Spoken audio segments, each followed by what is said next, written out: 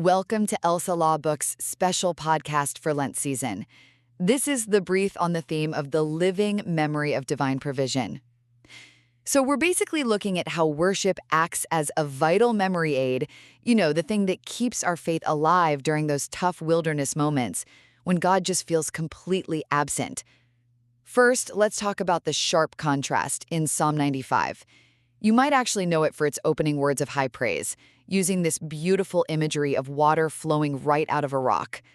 But then you hit verse 8, and the tone totally snaps.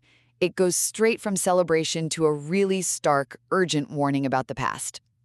Second, that warning pulls us right back to the desert in the book of Exodus, specifically to the grumbling at places called Meribah and Massah. The community there was absolutely convinced they were going to die of thirst. But the core problem wasn't just them complaining. It was amnesia, caused by pure panic. They were so caught up in the immediacy of the moment that they completely forgot the God who had already rescued them. Finally, this whole history serves as our blueprint for Lent and Easter. Worship becomes the way we remind one another of the truth. Even in deprivation, pain, or these long seasons of absence, we wait with expectation, because God's provision actually meets us right there in the waiting.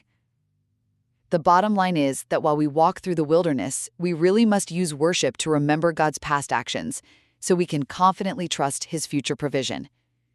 Thank you for listening to our podcast and keep listening for more.